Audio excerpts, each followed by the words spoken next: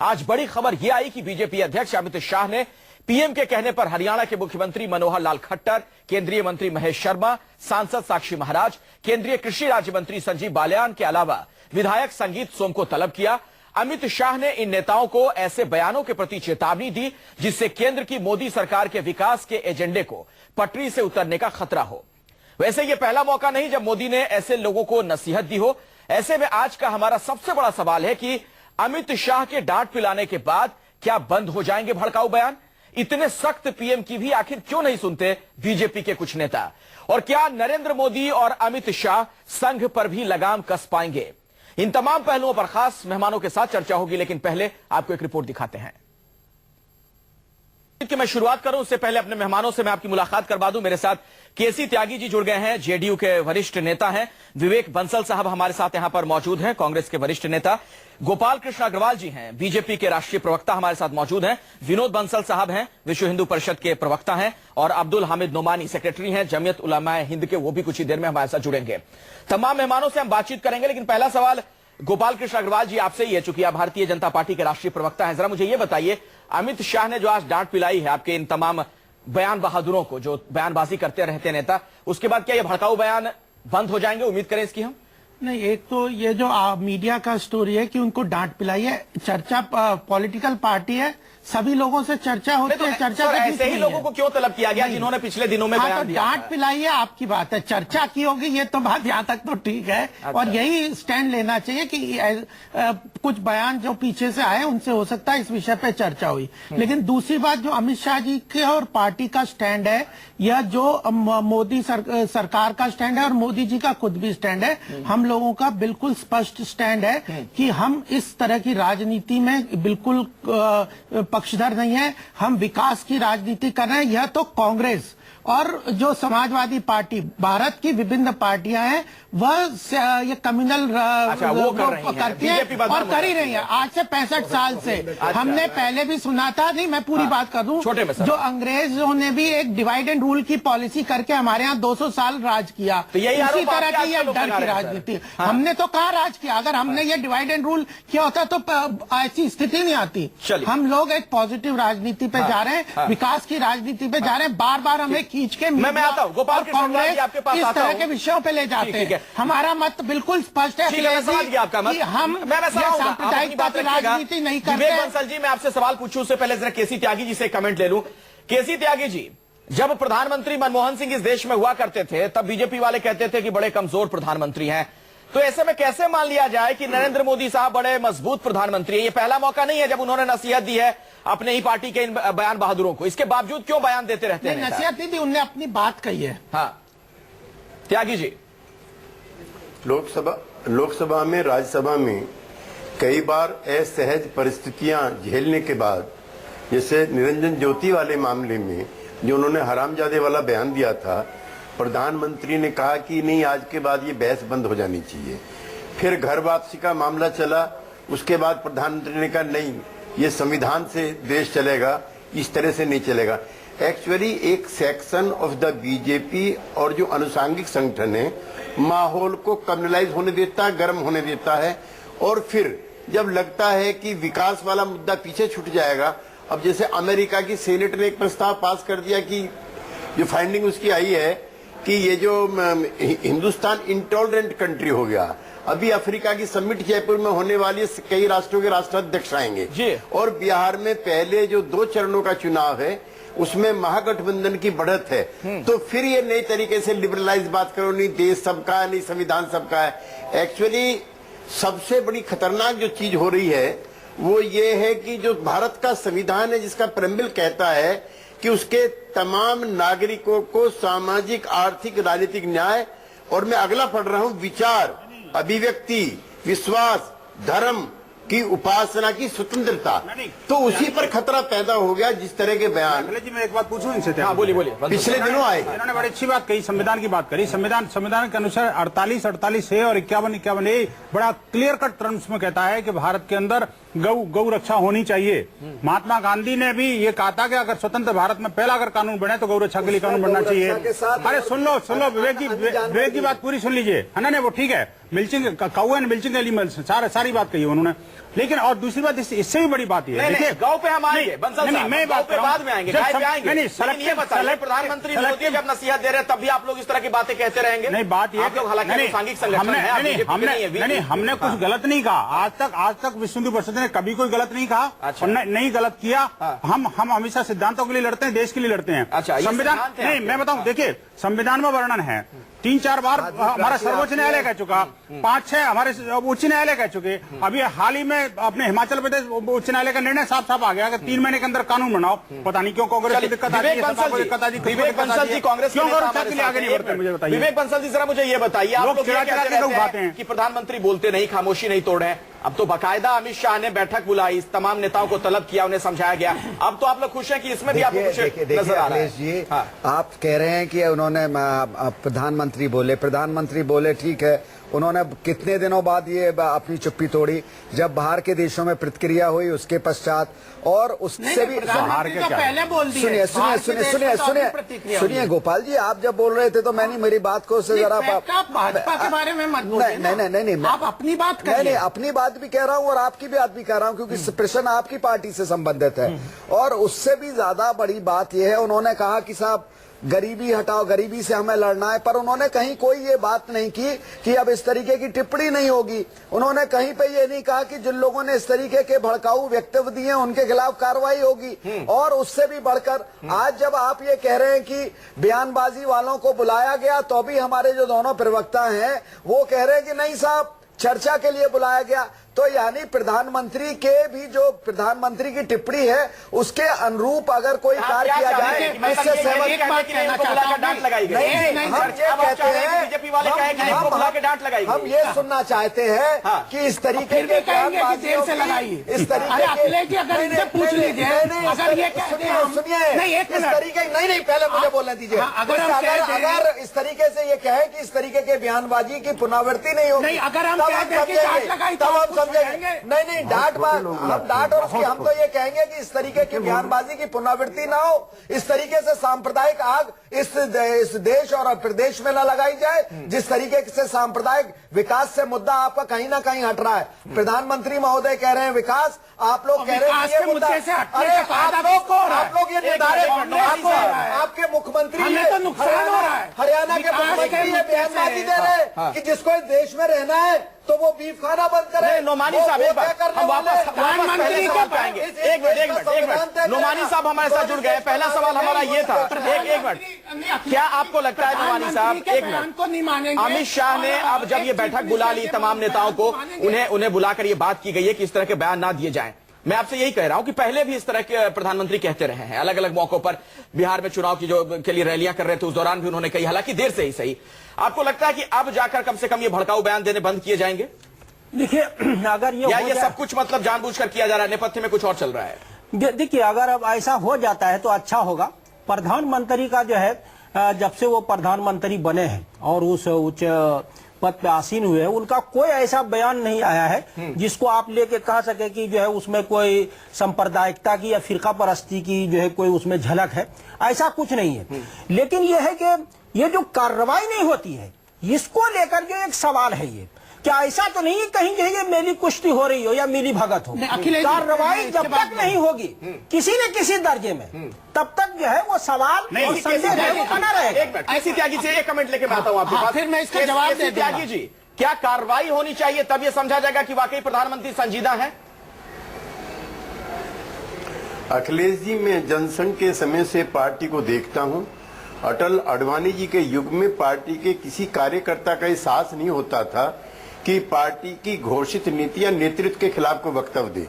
जनसंघ के अध्यक्ष हुआ करते थे बलराज मधोक जी, उन तक को पार्टी से निष्कासित किया एंटी पार्टी एक्टिविटीज या एंटी नेतृत्व के खिलाफ बयान देने के लिए।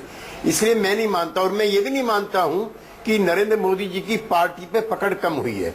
एक्चुअली मुजफ्फरनगर ने जो इनको वोटों की फसल कटवाई है उससे चस्का पड़ा है। अब बिहार में चुनाव था, दादरी को गर्म करो और उसकी जो झलक है उसको इंपोर्ट करके पटना ले आओ, शायद यहाँ पर कुछ उनके पक्ष में वातावरण बनेगा। जो बुरी तरह से दोनों राउंड में हार गए हैं। आजम खान जी का जो बयान था, देखिए, अगर दादरी की बात करनी है तो सबसे पहले राहुल गांधी गए आज हम कहाँ गए देखिए, और हमारे अगर ये जो बात है राहुल गांधी ने जाके बयान क्या दिया? बयान दिया राहुल नहीं, गांधी जी ने क्या कहा?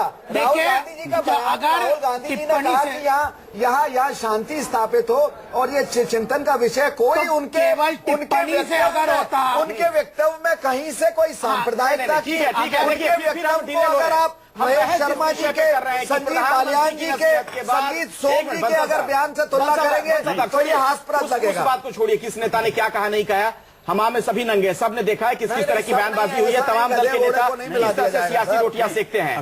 एक मैं आऊंगा आपके पास, आपके पास आऊंगा, लेकिन गोपाल जी जो केसी त्यागी बात कह रहे हैं उसका कहीं ना कहीं आशय एक ये निकल कर आता है कि नरेंद्र मोदी की कहीं ना कहीं शय है, तभी इस तरह की बयानबाजी हो रही है। क्योंकि प्रधानमंत्री मोदी ऐसे कमजोर शख्स नहीं है, ऐसी शख्सियत नहीं है कि अगर वो लगाम कस दे उसके बावजूद इस तरह की बयानबाजी होती रहेगी। बिल्कुल, मैं ये कह रहा हूं प्रधानमंत्री के पूरी तरह से सब इज्जत है और उसी की तरह से काम करती है पार्टी। उनके नेतृत्व में उनकी विचारधारा के हिसाब से उनकी फॉलो अप करते हैं। लेकिन मैं एक बात स्पष्ट कहना चाहता हूं कि इसमें यह चीज केसी त्यागी जी भी कह रहे हैं और भी कह रहे हैं कि प्रधानमंत्री का इसमें रोल क्या है। अल्टीमेटली तो स्टेट गवर्नमेंट का, अमित शाह जी ने भी स्पष्ट कहा है कि अगर कोई मिलता है तो उसे पकड़ के सजा दो ना, और सजा कौन नहीं दे रहा? State government. अब जो यूपी में जो समाजवादी पार्टी की सरकार है उसने एक क्रिमिनल एक्ट को, एक मर्डर को उसी तरह ट्रीट करना चाहिए।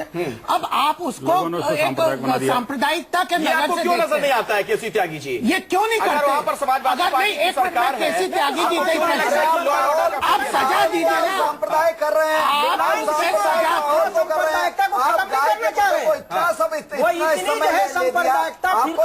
को बाकी रखना चाहते तो आप कानून व्यवस्था किसके हाथ में? संघ और ईशु मतलब मैच फिक्स है, मैच फिक्स है। कानून परिषद और बजरंग दल को और संघ को गाली देने की ना विश्व हिंदू परिषद बजरंग दल को देखिए, विश्व हिंदू परिषद बजरंग दल के बारे में आप कुछ नहीं कर सकते। राजनीति करें। कानून व्यवस्था प्रदेश की जिम्मेदारी है। मुलायम सिंह के सांप्रदायिकता को अगर खत्म कर देंगे फिर उनकी राजनीति जो है इतनी नहीं चमकेगी। देखिए अखिलेश जी, मैं देखिए, एक आपसे बड़ी गंभीर बात कर रहा हूँ। सांप्रदायिकता की फसल काट रहा है समाजवादी पार्टी। कांग्रेस ने इतने सालों तक काटी है, 65 साल तक लगाई आपने 65 साल, 10-12 साल आप लोग रहे हैं साहब, दंगे हुए। 10-12 दोनों को फायदा हो रहा है इसमें। आप लगा रहे हो बोलिए, उसके बाद मुझे केसी त्यागी जी पर जाना है। मैं एक बात कह रहा हूँ अखिलेश जी, अभी जो इस्तीफा की और इसकी जो बात, जो राजनीति चली है ना सम्मान वापस करने की, आज देखने में आ रहा है पिछले कुछ दिनों से याकूब की फांसी के जो समर्थक हैं और विरोधी हैं, पाकिस्तान के लिए जो वफादार हैं, जो लोग भारत को बदनाम करने की जो षड्यंत्र रच रहे हैं, जो साजिश रच रहे हैं, ऐसे लोगों की एक बड़ी फौज तैयार हो रही है देश के अंदर। अच्छा। जब भी कोई काम अच्छा काम की बात आती है तो तुरंत उसको सांप्रदायिक रंग दे दिया जाता है या उसको देशद्रोह की सीमा में लगा देते हैं। बात यह है कि देखिए, जो देश के लिए अच्छा है, मैं कहता हूं सारे कानून कहते हैं। आपने खुद कहा कि 25 राज्यों में इसमें गौ हत्या के निषेध के लिए कानून बना हुआ है। अब इतने सारे न्यायालय कह चुके, आखिरकार क्यों नहीं ये राजनीति साथ में आकर के और उस कानून बनाए और उस कानून का कड़ाई से पालन करें। आता हूं बंसल साहब, कड़ाई का पालन करने एक मिनट जाइए, एक मिनट। मेरे साथ केसी त्यागी भी हैं, जेडीयू के वरिष्ठ नेता। त्यागी साहब जरा एक बात बताइए मुझे, यहाँ जो बंसल जी कह रहे हैं वीएचपी के नेता, उसी में एक बात और मैं जोड़ दूं। नहीं, और कानून एक मिनट, चूंकि प्रधानमंत्री मोदी ने छद्म धर्मनिरपेक्षता का भी कुछ दिन पहले जिक्र किया था। तस्लीमा नसरीन ने एक बात कही है एक साक्षात्कार में कि हिंदुस्तान की अगर बात की जाए तो भारत में जिस तरह की धर्मनिरपेक्षता देखने को मिलती है वो ठीक नहीं है। मैं कोट कर रहा हूं क्या कहा तस्लीमा नसरीन ने। वो कहती हैं कि ज्यादातर धर्मनिरपेक्ष लोग मुस्लिम समर्थक और हिंदू विरोधी हैं। वो हिंदू कट्टरपंथियों के कामों की तो आलोचना करते हैं और मुस्लिम कट्टरपंथियों के घृणित कामों का बचाव करते हैं। और यही सांप्रदायिकता है, यही सांप्रदायिकता है देश में। ये तो फैक्ट है, इसमें कोई दो राय थोड़ी है। केसी त्यागी जी, इस सांप्रदायिकता को कौन हवा देता है और कौन इससे फायदा शायद उनसे हमारा संपर्क टूट गया। जी बंसल साहब, इसी पर आप ये सांप्रदायिकता को कौन हवा दे रहा है और कौन इसका घास काट जो रहा है? बात कही थी उस संदर्भ में मैं पूछना चाहूंगा। नहीं, मेरे सवाल का भी जवाब दीजिए ना कि क्या इस तरह की भी राजनीति हो रही है इस देश में? देखिए, ये बातें तस्लीमा नसरीन ने कही हैं। देखिए, हमारा ये मानना है कि जहां मुस्लिम सांप्रदायिकवाद है वो भी उतना ही जहरीला है जितना हिंदू सांप्रदायिकवाद है। पर ज्यादा है क्योंकि आज हम बहुमत में हैं। अरे जब बहुसंख्यक है तभी तक सेकुलरिज्म जिंदा है। विवेक जी, आपको समझना चाहिए। आपको आज दुनिया के 56 राष्ट्र जो ना मुस्लिम बाहुल राज्य, किसी एक में लोकतंत्र बता दो मेरे को। कहाँ पर लोकतंत्र जिंदा है आपका? कहाँ पर सेकुलरिज्म जिंदा है? लेकिन हिंदुस्तान अलग कैसे है? हिंदुस्तान की मिसाल दी जाती है, नजीर दी जाती है कि हमारे यहाँ सब भाईचारे का माहौल है, फिर भारत और पाकिस्तान में क्या फर्क रह जाएगा? नोमानी साहब, जो बंसल जी कह रहे हैं। मैं एक बात कर रहा हूँ अखिलेश जी, मैं एक बात बड़ी देखिए, यहाँ अगर मुसलमानों के खिलाफ जो है वो कुछ होता है तो मैं देखता हूं कि ज्यादातर जो है, चाहे विश्व हिंदू परिषद के खिलाफ हो या बजरंग दल के खिलाफ या संघ या बीजेपी के खिलाफ, हिंदू जो है वो ज्यादा खड़े हो जाते हैं। लेकिन पाकिस्तान में अगर हिंदुओं के साथ अत्याचार होता है, जैसे कि लोग जो है यहाँ आके 5 लाख की संख्या में आ गए हैं, तो वहां जो है ये माहौल नहीं बनता है। और जो है इसीलिए हम कहते हैं कि पाकिस्तान जो है वो ये जो बीच में लेकिन अभिशाप है, ये अभिशाप है ये। यहाँ जो है यहाँ वहाँ से देखिए अखिलेश जी, अच्छा माहौल बना हुआ है। मैं वही कह रहा हूँ, कमाल की बात है, अच्छी बात को भी आप दोनों। एक मिनट गोपाल जी, मैं आपके पास आऊंगा। केसी त्यागी से संपर्क टूट गया था, उनसे मैंने एक सवाल पूछा था। केसी त्यागी जी, क्या कुछ पार्टियां, और उसमें आपकी पार्टी भी है, जो आरोप लगा रहे हैं बीजेपी वाले, क्या छद्म धर्मनिरपेक्षता की राजनीति आप लोग करते हैं? तस्लीमा नसरीन का बयान मैंने कोट करके सुनाया था। तस्लीमा नसरीन ने एक साक्षात्कार में यह बात कही है कि हिंदुस्तान में जो धर्मनिरपेक्षता देखने को मिलती है वो ठीक नहीं है। उन्होंने क्या कहा था, मैं आपको फिर से बता दूं। उन्होंने बात कही है कि ज्यादातर धर्मनिरपेक्ष लोग मुस्लिम समर्थक और हिंदू विरोधी हैं। वो हिंदू कट्टरपंथियों के कामों की तो आलोचना करते हैं और मुस्लिम कट्टरपंथियों के घृणित कामों का बचाव करते हैं। क्या इस तरह की भी राजनीति होती है त्यागी जी? नहीं, मेरी धर्मनिरपेक्षता गांधी के सिद्धांतों से ली हुई सीख है।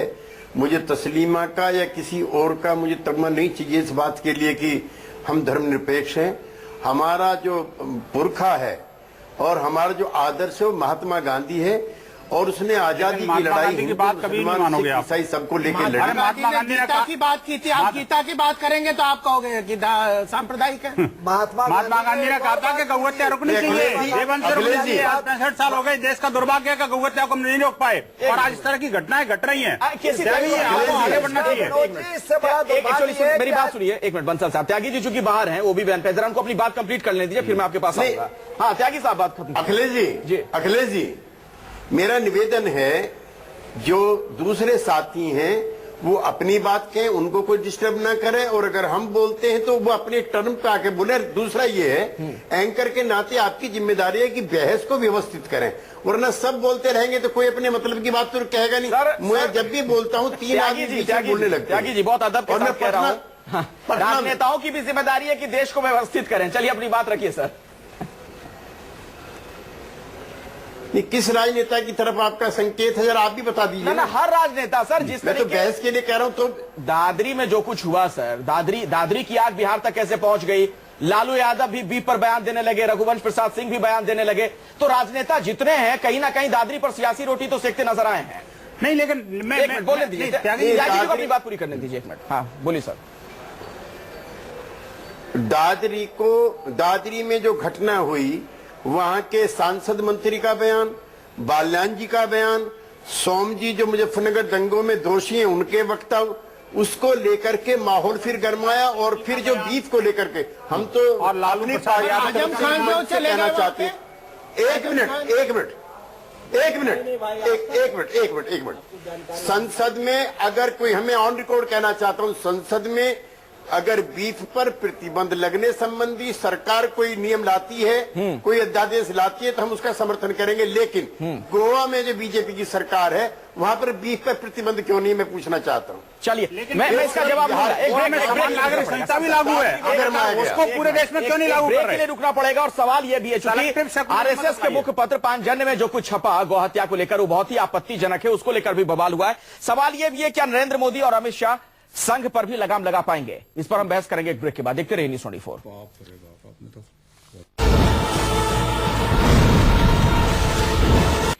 आज सियासी गलियारे से एक बड़ी खबर आई कि भारतीय जनता पार्टी के वरिष्ठ नेता और प्रधानमंत्री मोदी खुद भी जो तमाम बयान दिए गए बीजेपी के कुछ बड़े नेताओं की तरफ से सांप्रदायिक बयान, उससे बहुत नाराज हैं। और ऐसे में अमित शाह ने एक बैठक बुलाई और उन तमाम नेताओं को तलब किया गया जो पिछले दिनों बयान बहादुर बने हुए थे दादरी कांड को लेकर, बीफ को लेकर, और उन्हें यह नसीहत दी गई कि इस तरह के बयान आप ना दें। हालांकि यह पहला मौका नहीं है जब प्रधानमंत्री ने यह नसीहत दी हो। ऐसे में सवाल तो यह भी है कि क्या प्रधानमंत्री की ये नेता सुनते नहीं, या ये सब कुछ जानबूझकर किया जाता है? लेकिन एक बड़ा सवाल अब यह भी खड़ा हो गया। आज आरएसएस के मुखपत्र पांचजन्य में जो बात छपी गौ हत्या को लेकर, वेद का हवाला देते हुए कह दिया गया कि वेद का आदेश है कि गौ हत्या करने वालों के प्राण ले लो। बहुत ही विवादित ये बयान। और ऐसे में गोपाल जी, आप ही से बातचीत की शुरुआत करना चाहूंगा। गोपाल कृष्ण अग्रवाल जी भारतीय जनता पार्टी के राष्ट्रीय प्रवक्ता हैं। इन नेताओं पर तो आप लोग अंकुश लगाने में हो सकता है कामयाब हो जाए, प्रधानमंत्री की अगर नसीहत ये लोग मान लेते हैं तो। आरएसएस पर भी कुछ अंकुश कसेंगे क्या? नहीं, देखिए, आरएसएस पे अंकुश कसने की बात नहीं है। हाँ। एक आरएसएस एक अलग संगठन है, 40 से ऊपर संगठन है पूरे परिवार में, और एक विचारधारा है, उनकी अपनी सोच भी है, उनकी एक तरीका भी है। वैसे में तो लेकिन संघ वहां पर लगाम लगा देते हैं। नहीं, लगाम की बात ही नहीं है। हमारे हिसाब से हमारी स्थिति बिल्कुल स्पष्ट है, और अगर इसमें हमने बिल्कुल स्पष्ट कहा है कि हम सांप्रदायिकता के पक्ष में नहीं है, हम विकास की राजनीति कह रहे हैं। प्रधानमंत्री ने कर दिया, कह दिया, हमारे अध्यक्ष ने कह दिया। मैं आपको फिर कह रहा हूं कि हम इस देश में सांप्रदायिकता नहीं चाहते। इस देश को विकास चाहिए तो सांप्रदायिकता को खत्म करना पड़ेगा। सांप्रदायिकता की रोटी जो आग पे रेटियां सेक रही है रीजनल पार्टीज और कानून। देखिए, रीजनल पार्टी के नेता नहीं है महेश शर्मा, आपके जो मंत्री हैं केंद्र में, तो ये जो आपको हमारी पार्टी लाई, या संजीव बालियान हो, अखिलेश जी, साक्षी महाराज हो, नहीं, हमारी ऑफिशियल पार्टी लाइन बिल्कुल स्पष्ट है। उन्होंने संगीत सोम जी को कहा है, जो नहीं माना उसको पार्टी से हटाइए फिर। हाँ, तो उन्होंने मना कहा क्यों है? नहीं, मना कह दिया संगीत सोम जी को नहीं जाना चाहिए था अमित शाह जी ने। इससे ज्यादा आप क्या चाहते हैं? और फिर मना भी कर दिया। इससे ज्यादा क्या चाहते हैं? नाम लेके कह दिया, नाम लेके कह दिया। आप क्या चाहते हैं? कह रहे हैं गोपाल जी की केवल महेश शर्मा जी, क्योंकि यहाँ के पार्टी के यहाँ के सांसद हैं, उन्हीं को जाके उस स्थिति को समझना चाहिए था, बाकी लोगों को नहीं करना चाहिए। अब इतना स्पष्ट कह दिया। बोले दिए कैसे त्यागी जी? जब निरंजन ज्योति जो मंत्री हैं केंद्र सरकार में 10 दिन तक जब पार्लियामेंट में हंगामा होता रहा, तो उसके बाद प्रधानमंत्री जी को हमने आमंत्रित किया वक्तव्य देने के लिए। काफी आग्रह के बाद वो आए और उन्होंने कहा कि सबके लिए लक्ष्मण रेखा है, आपको अखिलेश जी याद होगा। बिल्कुल। उसके बाद फिर सारे काम होते हैं, तो आखिर हर 15वें दिन ये क्यों काम होता है? 15 दिन तक माहौल गर्म होगा, उसके बाद प्रधानमंत्री जी को इंटरवेंशन के लिए बुलाया जाएगा, फिर वो कहेंगे नहीं इसके बाद इस तरह की नहीं हुई, सबका साथ सबका विकास देश है, और फिर ऐसी घटना होगी। तो मेरा निवेदन ये है कि पूर्व की भांति मैंने जनसंघ के साथ भी काम किया है, बीजेपी के मित्रों के साथ भी काम किया है। मैंने 40 साल में किसी विचार के साथ इतनी अराजकता नहीं देखी। आज वक्तव्य कुछ है, कल कुछ है, एक तबका भड़काने पर लगा हुआ प्रधानमंत्री, उसको कहने कि ये सब चीज ठीक नहीं है। लेकिन वक्तव्य से आप देश चलाओगे क्या? त्यागी जी, आपसे एक प्रश्न है कि आप वक्तव्यों से देश चलाओगे या कानून व्यवस्था से चलाएंगे? मेरी बात खत्म नहीं हुई। हाँ, फिर मैं आपसे, मेरी बात खत्म नहीं हुई है। बोलिए बोलिए सर, छोटे में बोलिए सर प्लीज। हाँ, मेरी बात खत्म नहीं हुई। कंधमाल में इस तरह की घटना हुई थी अटल जी के समय। उन्होंने कहा स्वामी लक्ष्मणानंद सरस्वती की हत्या कर दी थी, उसी की बात कर रहे हो ना, जब स्वामी लक्ष्मणानंद सरस्वती जी की हत्या करी थी। जी, आप तो ये ऐसा ही सुनता है कि आप किसी को बोलने भी नहीं देते हैं, उसकी पूरी बात भी नहीं सुनते हैं। मैं तो आपकी बात को ऐड कर रहा हूँ, मैं उसी की बात कर रहा हूँ ना। आप बोलिए बोलिए।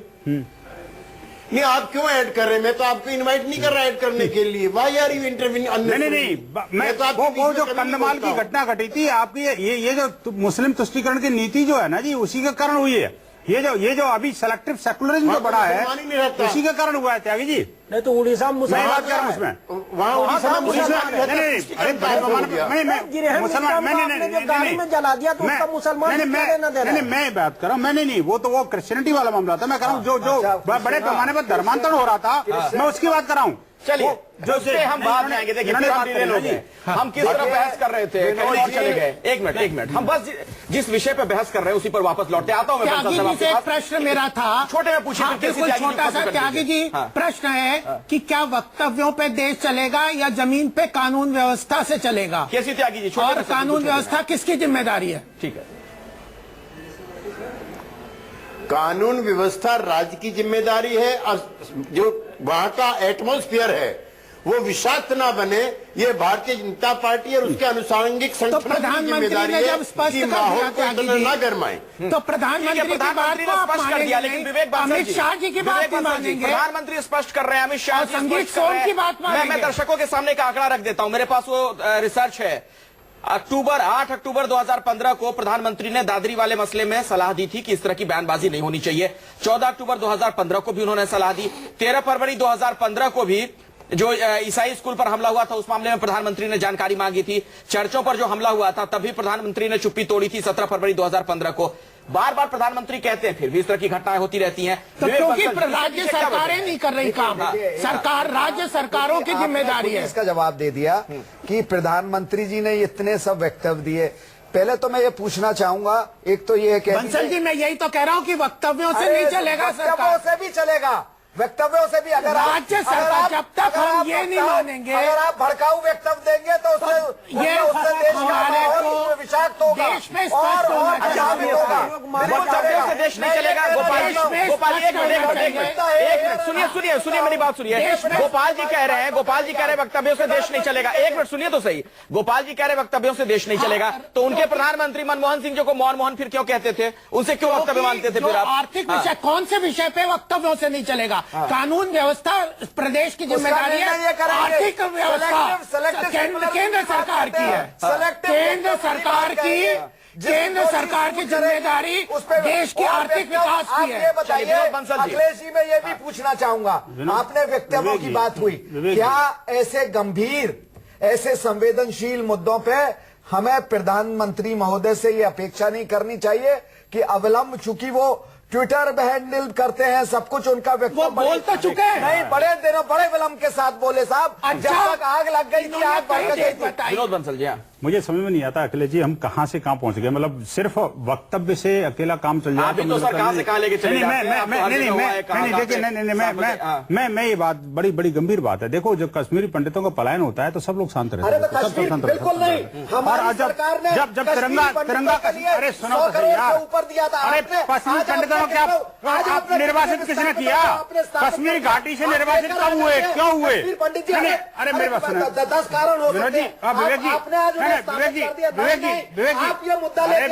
विवेक जी सुनिए, ज्यादा आप कितने सफल रहे? चिल्लाने से कोई, जोर से चिल्लाने से जनता कोई बहुत बढ़िया समझेगी, ऐसा कुछ नहीं है। आप देखिए विवेक जी, आप लोग तथ्यों के आधार पर बात नहीं करते, सुनने की जोर से बोलना पड़ता है। सुनने का मादा तो रखो विवेक जी, मैं बात दूसरी कह रहा हूँ भाई, ये बात समझिए बात को। लोग सरेआम बहुसंख्यक हिंदू समाज को चिड़ा के अगर ये कहेंगे कि नहीं हम तो गौ मास की पार्टी करेंगे जी, कौन कह रहा है? अरे क्या बात कह रहे हैं? 2-4 लोग लाल चौक पर लाल चौक कौन कहता है? होर्डिंग क्या? अरे सारे चरण दिखाया आपका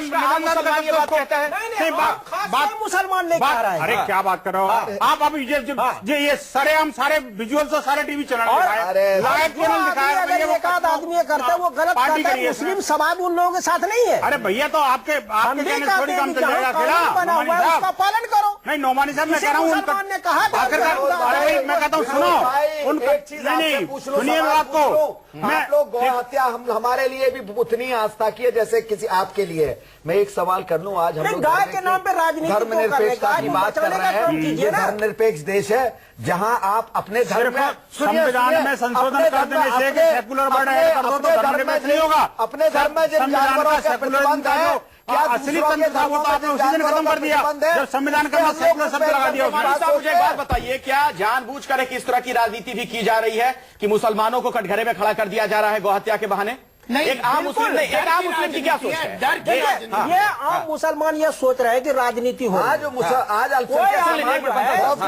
कोई आदमी जो है वो गाय को जो है ले जा रहा है, वो खरीदो फरोख्त करता है, वो किसानों को देता है लेता है। आपने जो एक आदमी को उतार के उसको पीट के मार दिया, नहीं गलत बात, बिल्कुल गलत बात, बिल्कुल गलत बात, किसी को नहीं मारा। ना देखिए बारी से गौ काशी के लिए कोई ले जाएगा। देखिए अगर आपने मार दिया, अरे नोमानी साहब आप नजरअंदाज नहीं कर सकते। 15 गायों पे छोटे से ट्रक पर ठूस के मार दिया और वो 4 लोग ले जा रहे थे बिना डॉक्यूमेंट के ले जा रहे थे। और अब जो आदमी मरा उसका अभी तक प्रूफ नहीं है कैसे मरा, और जबरदस्ती इसको इंग्लिश बात थोप रहे हो उस बात को। सरेआम गौ तो नहीं सकते हो, सरेआम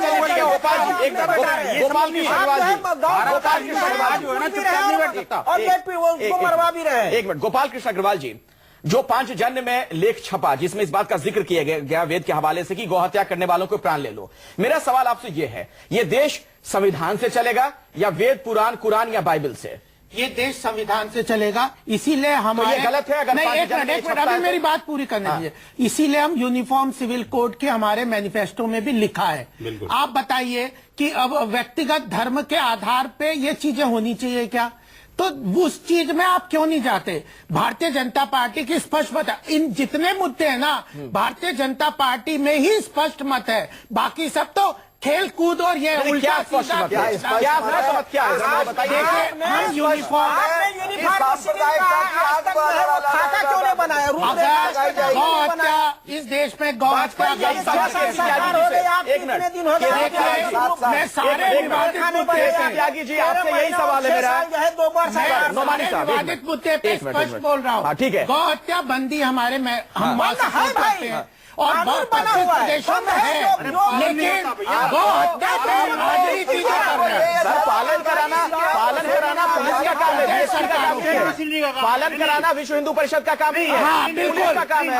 ये सरकार का काम है, राज्य सरकारों का काम है। हमारा कानून को हाथ में लेना, केसी त्यागी जी, एक गौ मिनट, हत्या के आप लोग की ऊपर बात भी हो गई, कानून आप लोग की को बात हो हाथ में गई। लेना नहीं। सर एक गौ गोपाल जी, हत्या मैं पे आता हूँ कानून को हाथ में ठीक है, लेना गलत है। मेरे साथ केसी त्यागी भी है, जरा उनसे सरकार कमेंट को ले लो। सजा देनी केसी चाहिए। त्यागी जी, मुखपत्र जो है राष्ट्रीय स्वयंसेवक संघ का, उसमें अगर ये लेख छपता है और वेद के हवाले से ये बात कही जाती है कि गौहत्या करने वालों को प्राण ले लो, तो क्यों ना माना जाए कि दादरी में जो कुछ हुआ उसको जस्टिफाई करने की कोशिश की गई?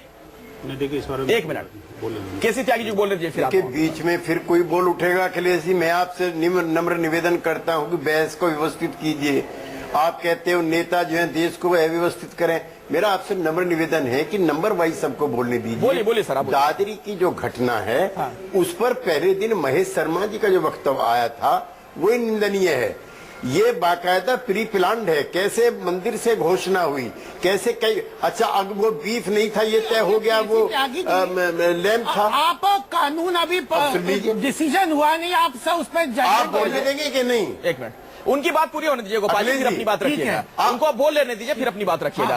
अखिलेश जी, अगर आप एक बार माइक काट दें तो कोई भी नहीं फालतू बोलेगा, मेरा ये कहना है। उसके बाद महेश शर्मा जी के बाद तन मन धन और गन से मदद करेंगे, ये वक्तव्य जिसने दिया था वो पार्टी में क्यों रहना चाहिए, अगर प्रधानमंत्री जी की बात का मैं यकीन करूं। उसके बाद जो गो मांस खाएगा वो उसको इस देश में रहने का हक नहीं है, देश का चीफ मिनिस्टर कहता है, जिसने संविधान की कसम खाई है। और संविधान क्या कहता है, मैं आधी मिनट में खत्म कर रहा हूं कि उसके तमाम नागरिकों को सामाजिक, आर्थिक, राजनीतिक, विचार, अभिव्यक्ति, विश्वास, धर्म और उपासना की स्वतंत्रता है। तो जो मिस्टर खट्टर ने वक्तव्य दिया है ये इंडियन कॉन्स्टिट्यूशन की जो स्पिरिट है उसके खिलाफ है। आप हटाइए उसको, तो हम प्रधानमंत्री की बात पे यकीन कर लेंगे। हमें प्रधानमंत्री जी की, अमित शाह की किसी बात पर यकीन नहीं है अनटिल एंड अनलेस किसी बड़े आदमी के खिलाफ कार्रवाई नहीं। और गोपाल जी, इसी में एक चीज मैं जोड़ दूं, फिर अपनी बात रखिएगा। आपको इस बात का एहसास है, प्रधानमंत्री नरेंद्र मोदी विदेश के जितने दौरे कर ले, भारत की बहुत अच्छी छवि वहां रखने की कोशिश करें, ब्रांड इंडिया की बात करें, मेक इन इंडिया की बात करें, लेकिन अगर इस तरह की घटनाएं देश में होते रहेंगी, दादरी कांड हो या गुलाम अली साहब को आप वहां पर परफॉर्म ना करने दें, महाराष्ट्र में काली पोत दी गई सुदीन कुलकर्णी को, और उसके बाद आपके नेताओं के जो धड़ाधड़ बयान आने लगते हैं, इससे वो ब्रांड इंडिया को नुकसान ही पहुंचेगा। देखिए, सबसे पहली बात कि ये कहते हैं कि प्रधानमंत्री और अमित शाह जी के बयान पे हमें विश्वास नहीं, संगीत सोम के बयान पे विश्वास है। सबसे पहली बात तो इनको ये अपने दिमाग को में थोड़ा स्पष्ट करना पड़ेगा। दूसरी बात कि यह जो सांप्रदायिकता का माहौल है यह देश की इमेज के लिए नुकसान करता है। मैं तो बोल रहा हूँ बिल्कुल नुकसान करता है। अरुण जेटली जी ने गोपाल जी यही है बात कह रहे हैं, अरुण जेटली जी ने कहा है माहौल को विषाक्त करने की कोशिश हम कोई सांप्रदायिकता की बात नहीं करते, हम कोई विषाक्त माहौल नहीं बनाते। जो विषाक्त माहौल बना रहे हैं वो लोग बना रहे हैं जो सरेआम कहते हैं कि हम गौ मांस खाएंगे। मैं तो गौ मांस खाता हूँ, मैं तो गौ मांस की पार्टी करूंगा, मुझे कोई चैलेंज करके दिखा दे। वो लोग विषाक्त माहौल कर रहे हैं। बिल्कुल छोटा सर, 10 सेकंड समय नहीं। मैं ये सवाल पूछना चाहता हूँ, आप ये कहते हैं कि हम सांप्रदायिक माहौल नहीं करते, साध्वी प्राची आपके संगठन की है कि नहीं? चलिए फिर से वही बात करूंगा, कार्यक्रम के समापन के बाद। बहुत बहुत शुक्रिया आप तमाम मेहमानों का, बहुत बहुत धन्यवाद सर इस चर्चा में शिरकत करने के लिए। लेकिन हम सभी को इस बात का ख्याल रखना पड़ेगा, कहीं पे भी कोई आलेख छपे, ये देश संविधान से चलेगा, कानून से चलेगा, ना कि किसी धर्म ग्रंथ से चलने वाला ये देश है। एक छोटा सा ब्रेक, देखते रहिए न्यूज़ 24।